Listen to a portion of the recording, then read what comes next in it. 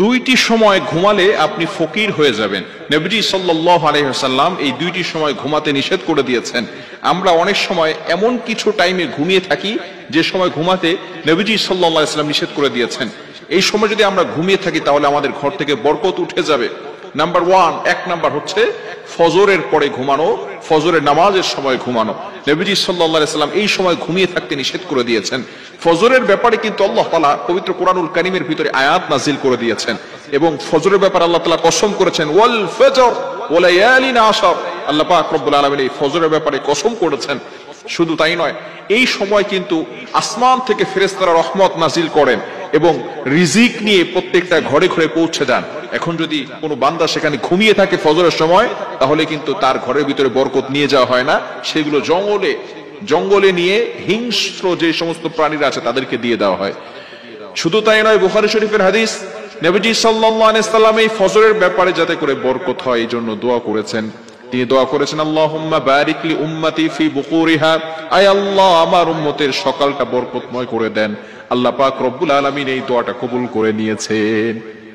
অনেকের ঘরে বরকত হয় না, এর কারণ হচ্ছে যে ফজরের সময় সে ঘুমিয়ে থাকে, যার কারণে তার ঘর থেকে দারিদ্রতা যায় না, দরিদ্রতা দূর হয় না, অভাব অনটন লেগেই থাকে।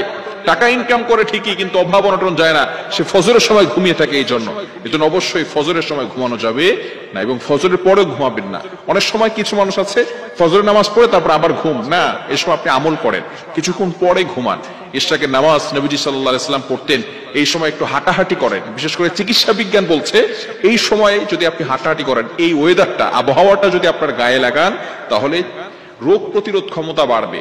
এজন্য আর এই সময়টা হচ্ছে মুনাফিকের নিঃশ্বাস থেকে মুক্ত থাকে, যেহেতু মুনাফিকরা ফজরের নামাজ পড়তে আসে না। এজন্য আসুন আমরা ফজরের সময় ঘুমাবো না, রাসূলুল্লাহ সাল্লাল্লাহু আলাইহি ওয়াসাল্লাম এটা নিষেধ করে দিয়েছেন।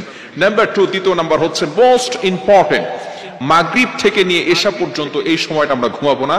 তাহলে কিন্তু যদি কোনো ব্যক্তি ঘুমায় তাহলে সে দরিদ্র হয়ে যাবে, তার উপরে কিন্তু অভাব অনটন লেগেই থাকবে। নবীজি সাল্লাল্লাহু আলাইহি ওয়াসাল্লামের হাদিস এসেছে, যদি কোনো ব্যক্তি মাগরিবের নামাজের পরে ঘুমিয়ে যায়, আল্লাহ রাসূল সাল্লাল্লাহু আলাইহি ওয়াসাল্লাম তার উপরে লানত করেছেন। রাসূল সাল্লাল্লাহু আলাইহি ওয়াসাল্লাম মাগরিবের নামাজের পরে ঘুমাতেন না, কোন সাহাবী নামাজের পরে ঘুমাতেন না, ইশারের নামাজের পরে ঘুমাতেন। মাগরিবের নামাজের পরে ঘুমাবেন না। হ্যাঁ, যদি কোনো ব্যক্তি অসুস্থ থাকে, কোনো ব্যক্তি যদি সারাদিন সফর করেছে, সেটা ভিন্ন বিষয়। কিন্তু কিছু মানুষ অভ্যাসে পরিণত হয়ে গিয়েছে, মাগরিবের নামাজের পরে সে ঘুমিয়ে থাকে। মাগরিবের নামাজের পরে ঘুমাবেন না। হাদিসের ভিতরে এসেছে মাগরিবের নামাজের পরে ঘুমানো, এটা সাহাবায়ে কেরাম করতেন না। নবীজি সাল্লাল্লাহু আলাইহি ওয়াসাল্লাম মাগরিবের নামাজের পরে ঘুমাতেন না। হ্যাঁ, তিনি তাড়াতাড়ি এশার নামাজ পড়ে তাড়াতাড়ি ঘুমিয়ে যেতেন। কিন্তু আমরা মাগরিবের নামাজ পড়ে একটু ঘুমাই, আবার দেখা যাচ্ছে সারা রাত ধরে আমরা ফোন ইউজ করে থাকি, বিভিন্ন ভাবে আমরা অন্য কিছু ব্যবহার করে থাকি। এজন্য এই দুইটি সময় ঘুমানো থেকে আমরা বিরত থাকবো। দুইটি সময় যদি ঘুমাই তাহলে কিন্তু দরিদ্রতা চলে আসবে। নাম্বার 1, এক নাম্বার হচ্ছে ফজরের সময় ঘুমানো যাবে না, ফজরের পরে ঘুমানো যাবে না। নাম্বার 2, দ্বিতীয় নাম্বার হচ্ছে মাগরিবের নামাজের পরে এশা পর্যন্ত এই সময়টা ঘুমানো যাবে না। আল্লাহ তাআলা আমাদের সকলকে বুঝার তৌফিক দান করে।